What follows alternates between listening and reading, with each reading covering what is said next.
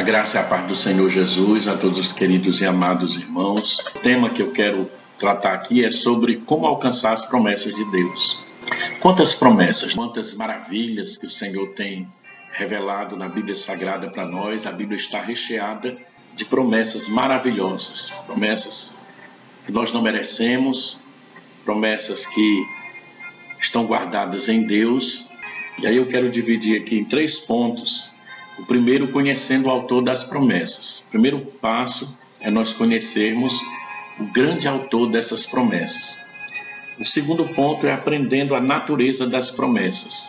Aprender sobre a natureza dessas ricas promessas. E o terceiro ponto é retendo a confiança nas promessas de Deus. O texto que eu quero ler junto com você se encontra em Hebreus 3, de 7 a 18, que diz assim: portanto, como diz o Espírito Santo, se ouvirdes hoje a sua voz, não endureçais o vosso coração, como na provocação no dia da tentação no deserto, onde vossos pais me tentaram, me provaram e viram por 40 anos as minhas obras. Por isso me indignei contra essa geração e disse: estes sempre erram em seu coração e não conheceram os meus caminhos. Assim jurei na minha ira que não entrarão no meu repouso. Vede, irmãos, que nunca haja em qualquer de vós um coração mau e infiel para se apartar do Deus vivo. Antes exortai-vos uns aos outros todos os dias, durante o tempo que se chama hoje, para que nenhum de vós se endureça pelo engano do pecado. Porque nos tornamos participantes de Cristo se retivermos firmemente o princípio da nossa confiança até o fim. Enquanto se diz hoje, se ouvides a sua voz, não endureçais o vosso coração como na provocação, porque, havendo alguns ouvido, o provocaram, mas não todos os que saíram do Egito por meio de Moisés. Mas com quem se indignou por 40 anos, não foi porventura com os que pecaram, cujos corpos caíram no deserto, e a quem jurou que não entrariam no seu repouso, senão aos que foram desobedientes. Essa palavra revelada em Hebreus capítulo de número 3, que vai falar exatamente sobre as promessas de Deus e a dureza de coração daquele povo que o Senhor com tanto amor cuidou, com tanto amor guardou, com tanto amor fez tantas promessas. Então veja bem, através da palavra de Deus nós aprendemos que Deus é eterno, e assim como Deus é eterno, as promessas de Deus são eternas. Temos promessas aí promessa de vida eterna, promessa de arrebatamento da igreja, promessa da volta de Jesus, promessa para morarmos no céu. Então elas são infalíveis. 1 Reis capítulo 8, 56, nenhuma só palavra caiu de todas as suas boas palavras que o Senhor falou através do ministério de Moisés. Quantas promessas maravilhosas Deus fez ali para aquele povo de Israel através de Moisés, e o povo muitas vezes não se dava conta daquilo que Deus havia prometido, daquilo que Deus havia falado para eles. E aí muitos perderam o cumprimento da promessa na sua vida por causa da desobediência, por não conhecerem de uma forma tão íntima, tão poderosa aquele que prometeu. Então o primeiro ponto é conhecendo o autor das promessas. Quem te prometeu foi Deus. Quem fez a promessa para você foi Deus. Quem te deu essa família foi Deus. Essa convicção de salvação é Deus na sua vida. É Deus que tem te ajudado, é Deus que tem te confortado, é Deus que tem te alegrado, é Deus que tem manifestado todo o seu amor através da pessoa de Jesus. Então nós temos promessas maravilhosas e temos que conhecer o autor dessas promessas para possamos obedecer e toda a palavra dele venha se cumprir nas nossas vidas.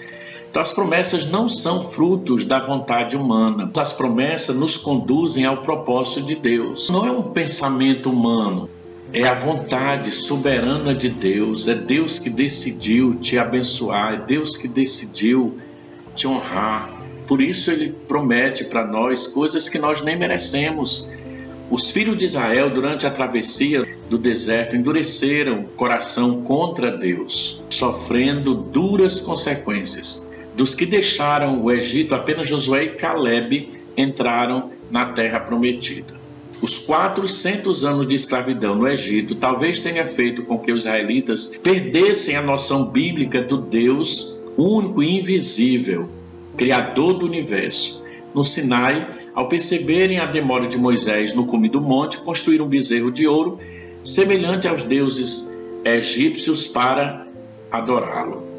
Você percebe que aquele povo, irmãos, durante aqueles 400 anos, eles passaram por grandes provas e o Senhor tira aquele povo com a mão forte, com o braço forte, a Bíblia diz, manifestou o seu sobrenatural, abre o mar vermelho, manda uma coluna de fogo. Deus entra com providência, mas mesmo assim, daquela geração, só Calebe e Josué entra na terra prometida, porque aquele povo, eles, na primeira oportunidade que tiveram, quando Moisés sobe no monte, no cume do monte, para receber ali os mandamentos, aquele povo já providencia uma imagem, semelhança daquelas imagens egípcias, e eles vão adorar, eles vão causar no coração de Deus uma ira, porque eles não estavam manifestando que tinha aquele conhecimento daquele que prometeu, daquele que fez a promessa.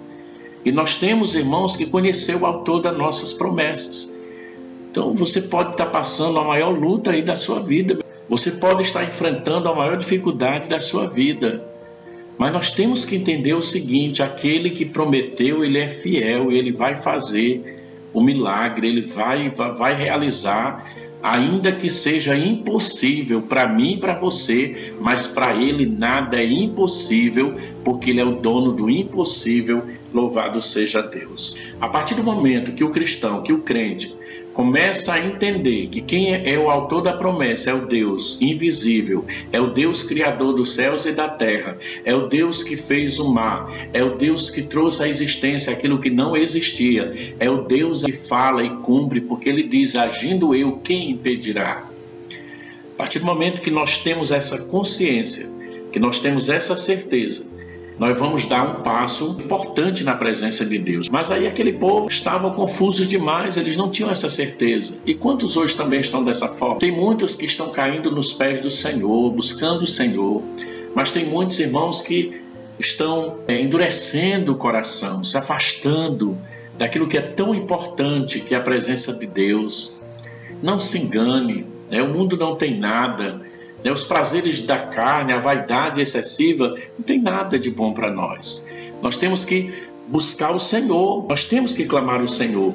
E Atos, no capítulo 13, versículo 32, vai dizer o seguinte: nós vos anunciamos o evangelho da promessa feita a nossos pais. Não importa a situação, nós fomos chamados para pregar o evangelho, para falar de coisas boas em meio a momento ruim. Eles sabiam a importância que tinham para continuar falando do amor de Deus, do evangelho do Senhor. Em Hebreus 10, 23 diz: guardemos firmes a confissão da esperança, sem vacilar, pois quem fez a promessa é fiel. Eu pergunto para você: como é que está a sua vida diante desse Deus? Diante da prova que você está passando, diante da luta? Mas eu quero que você entenda uma coisa: você tem promessa de Deus na sua vida. E a palavra de Deus aqui diz em Hebreus: guardemos firmes a confissão da esperança.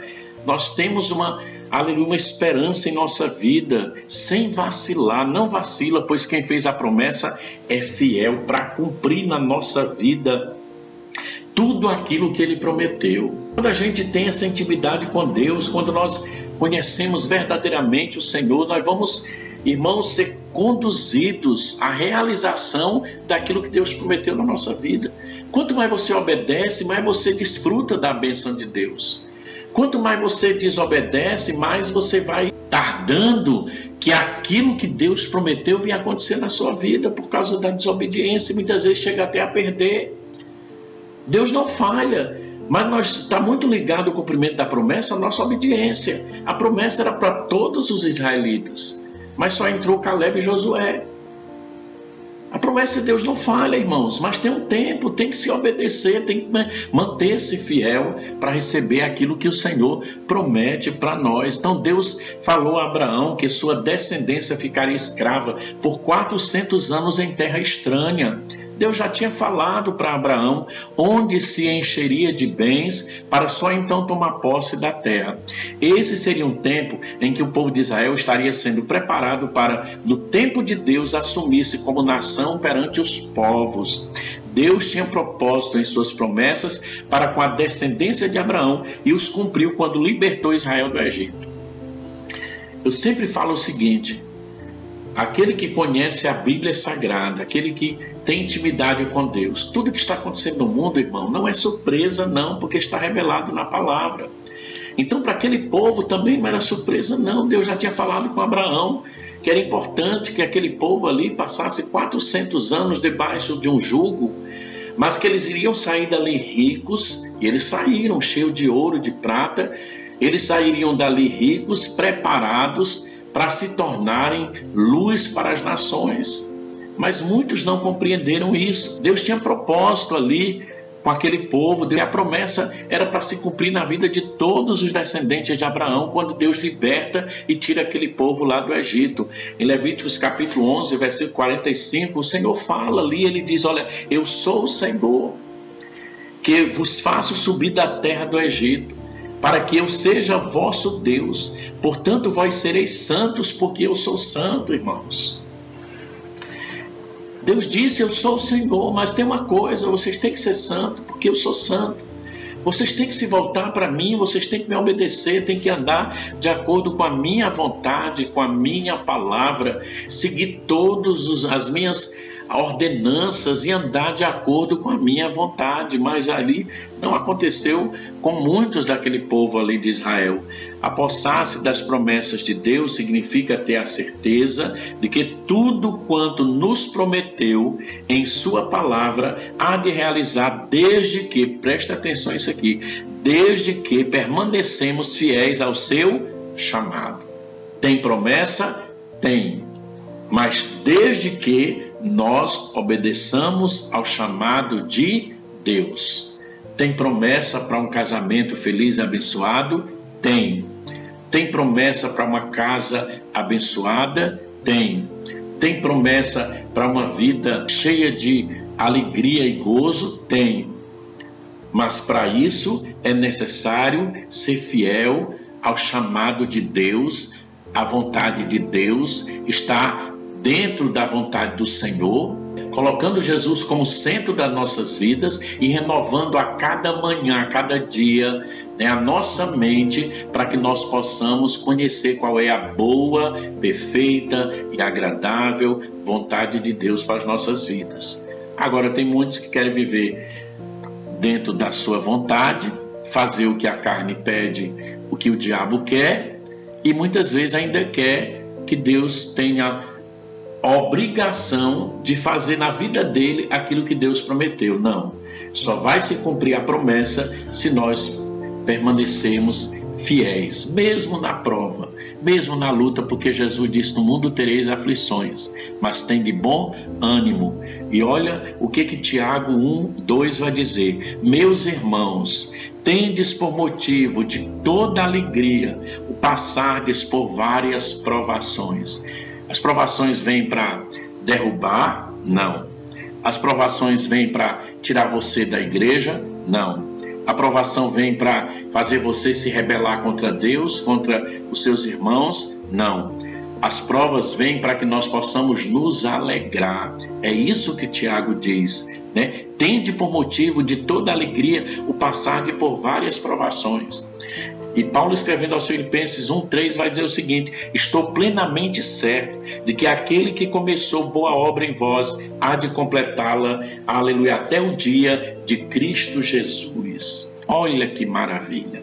Tenho certeza que Deus tem um chamado maravilhoso para a sua vida, meu amado, minha amada. É um chamado, aleluia, para servi-lo. Tenho certeza que, assim como eu, quantas provas você tem passado, quantas lágrimas você tem derramado, quantos momentos de alegria você tem desfrutado na presença de Deus. Mas esses momentos bons é glória, mas esses momentos de dificuldade também tem que trazer alegria, sabendo que nós temos, aleluia, uma confissão de esperança, porque a nossa esperança está em Deus. A nossa esperança, os homens mataram ela, mas no terceiro dia ele ressuscitou, é Jesus Cristo, louvado seja o nome do Senhor. Temos que compreender a natureza das promessas. Para a gente receber a promessa de Deus, tem que ter esses passos, né, irmãos? Primeiro conhecer o autor da promessa, depois compreender a natureza da promessa. As promessas mostram a fidelidade de Deus. As promessas trazem descanso ao crente, ao cristão. As promessas de Deus em nossa vida são testemunhos inegáveis da fidelidade de Deus. Israel no deserto foi um povo de dura cerviz, rebelde e obstinado em seus atos contra o Todo-Poderoso.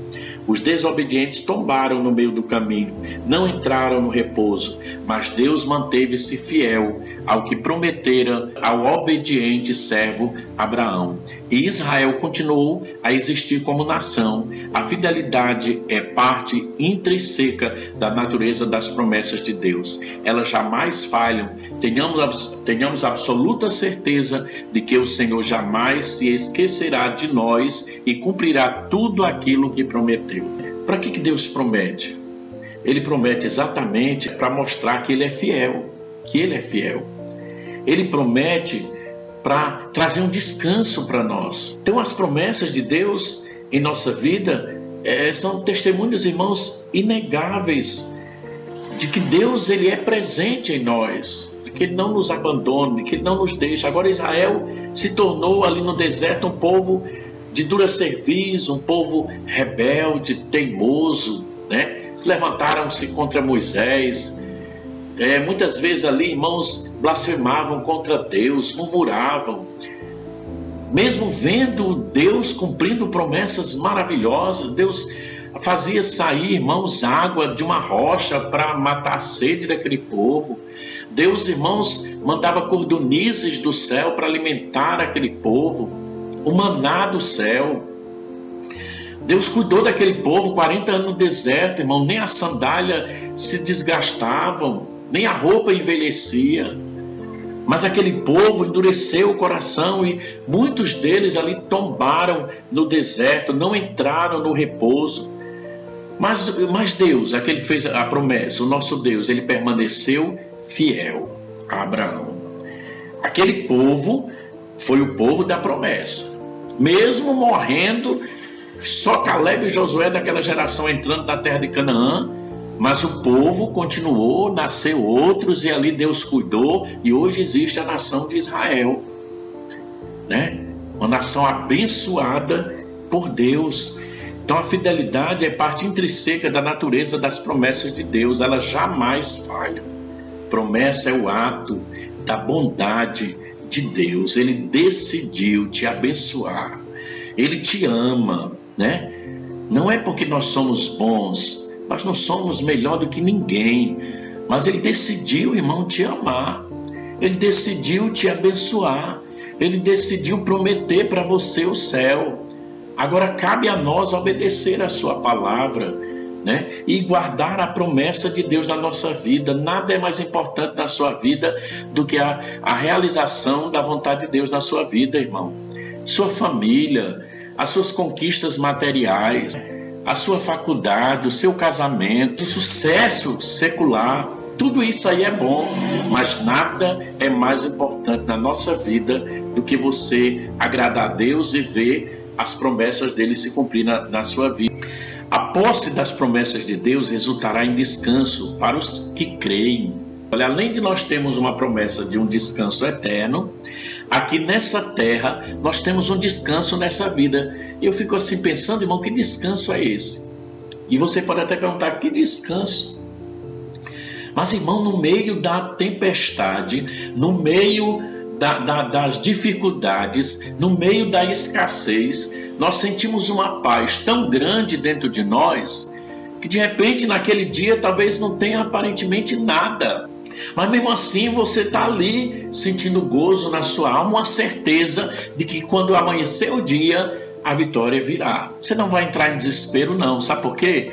Porque aquele que prometeu não tem falhado na tua vida e não vai falhar. Por isso que nós temos descanso até aqui hoje, nessa terra tão cheia de luta e batalha, né, irmãos? Mas a gente sente uma paz, a gente sente uma tranquilidade. Aí você pergunta de onde é que vem, pastor? É do dono da promessa, né? É daquele que fez a promessa. Ele disse: eu estarei convosco todos os dias das vossas vidas, não vos desampararei. Estou convosco, aleluia, na água, no fogo. Se passares pelas águas, elas não te submergirão. Se passares pelos rios, não te afogará. Amém? Se passares pelo fogo, a chama não arderá em ti, porque eu sou o Senhor.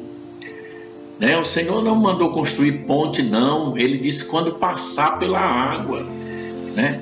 Então, irmãos, é isso, é Deus conosco na dificuldade e nós somos cuidados por Ele. Todos nós passamos por desertos nesta vida. A vida, deserto quer dizer trajetória de vida. Todos nós passamos por momentos difíceis. Uns duram mais, outros duram menos. Para quem é que dura menos? Para aqueles que fitam o olhar no dono da promessa. Para aquele que olha para Jesus, o autor e consumador da nossa fé, e diz: olha, tudo posso naquele que me fortalece. A minha esperança está em Deus. A minha confiança não está no homem, mas está em Deus. Eu sei que Deus vai usar homens para me abençoar. Eu sei que Deus vai usar de muitos meios para que a bênção chegue até você. Mas se você está fitando firmemente, fixando os teus olhos no autor da promessa, saiba de uma coisa: muitas vezes o teu deserto será mais rápido, né? O teu vale você vai passar com maior rapidez. Por quê? Porque você está crendo, você está acreditando. Para aqueles que murmuram, para aqueles que dão lugar à carne, para aqueles que aproveitam o momento, né, irmãos, para alegrar a carne, para se deixar usar pela vontade do homem. Isso aí muitas vezes, irmão, vai retardando, né? E o deserto vai ficando mais difícil, porque o pecado vai tirando a alegria, o pecado vai tirando a força, o pecado vai fazendo a pessoa ficar cabisbaixo, o pecado vai fazendo a pessoa não enxergar direito, né? A glória de Deus, e aí tudo vai ficando mais difícil. Daí até você se arrepender, daí até você muitas vezes ter que colher as consequências do seu erro, irmão. Não é bem melhor, né, não vacilar? Não é bem melhor você olhar firmemente, fixar os teus olhos em Jesus e dizer: olha, passa o que passar, mas a minha fé está no meu Deus. Eu não vou ceder, mas eu vou permanecer fiel ao meu Deus. Ele está cuidando da sua causa, do seu deserto. Ele está contigo no deserto. E no deserto de crente não falta pão, não falta água, não falta, aleluia, sombra, porque o Senhor é a nossa sombra. Não falta a alegria do Espírito Santo de Deus na nossa vida. Então as promessas trazem descanso ao crente, ainda que seja no deserto. Olha o que diz Atos, capítulo de número 3, versículo 18 e 19. Deus cumpriu o que havia anunciado por boca dos profetas, que o seu Cristo havia de padecer. E aí Pedro vai dizer: arrependei-vos, pois, e convertei-vos, para serem cancelados os vossos pecados. Pedro aqui cheio do Espírito Santo. Pedro aqui tinha acabado de ter a experiência do Pentecostes. Ele abre a sua boca e ele vai pronunciar palavras de vida, palavras de poder. Quando os homens tentaram calar, ele diz: olha, importa, aleluia, eu falar do meu Deus, né? Não posso parar de falar do meu Deus. Então, irmãos, ele tinha agora a ousadia, porque a promessa de Deus era para essa, que eles ficassem em Jerusalém, até que do alto sejais revestidos de poder. Atos 1:8. Mas recebereis mas recebereis poder ao descer sobre vós o Espírito Santo, e sereis minhas testemunhas, tanto em Jerusalém como em toda a Judéia, Samaria, até os confins da terra. Louvado seja o nome do Senhor. Então era uma promessa poderosa de Deus ali para aqueles discípulos, para aquela igreja, e eles tinham que estar no lugar certo, na hora certa, no ponto certo, para receber a dunamis de Deus, o poder de Deus, para sair levando o evangelho. Toda a Judéia, Galileia, Samaria e até os confins da terra, uma palavra de poder, a palavra que liberta. Esse poder que levantou Pedro, e Pedro disse: olha, está se cumprindo aquilo que foi anunciado pelos profetas, que Cristo tinha que padecer. E aí ele vai dizer: arrependei-vos, pois convertei-vos, para que os pecados sejam cancelados. Por isso que eu falei aqui para você: pecado retarda cumprimento da promessa de Deus na sua vida, mas a obediência, aleluia, vai fazer com que a promessa traga um descanso, porque você está descansando em Deus. Terceiro e último ponto: retendo a confiança nas promessas. Como é que nós vamos reter? Como é que nós vamos guardar a confiança na promessa de Deus? Afastando a dureza de coração. Tira toda a dureza, afasta do teu coração, da tua vida, não dando lugar à desobediência e repreendendo a incredulidade. São 3 atitudes que temos que tomar para guardar e confiar nas promessas de Deus. Como já falei aqui, porque tem tanta gente aí perdendo a bênção de Deus na vida. Cristãos, irmãos, que há tantos anos servem a Deus, aproveitando os momentos de liberdade para dar vazão à carne, para dar vazão à vaidade excessiva, para dar lugar à vontade do diabo, E isso, irmão, vai perder o cumprimento da promessa de Deus na vida, aquilo que o Senhor prometeu, porque para chegar lá no céu tem que ficar firme e fiel até o fim. Ah, pastor, mas o irmão, mas a irmã, mas fulano fez isso, fez aquilo, eu também posso fazer. Não, você não pode. Eu não posso. Nós somos responsáveis pelas nossas atitudes diante de Deus, Ninguém deve ser Maria vai com as outras, não é, irmãos? Ah, fulano fez, eu vou fazer. Não, você é responsável pela sua vida de santidade, pela sua vida cristã diante de Deus. Por isso que a Bíblia diz: todo dia temos que nos renovar a nossa mente dentro da vontade do Senhor. Nós somos responsáveis pelas nossas atitudes. Então, primeira coisa, afastando a dureza de coração. Precisamos reter a confiança no que Deus prometeu. A dureza de coração fez os israelitas rebeldes tombarem no deserto. Olha o perigo, viu, irmãos? Dureza de coração significa coração obstinado, resistente, arrogante, soberbo, que não se dobra diante da verdade. Já viram pessoas assim? Teimosas, obstinadas, São pessoas de um coração resistente, arrogantes, que não se curvam diante da verdade. Em Hebreus 3, versículo de número 13, diz assim, irmãos: exortai-vos mutuamente cada dia, durante o tempo que se chama hoje, agora, a fim de que nenhum de vós seja endurecido pelo engano do pecado. É um tratamento de alma, é uma entrega, é você decidir se afastar, certo?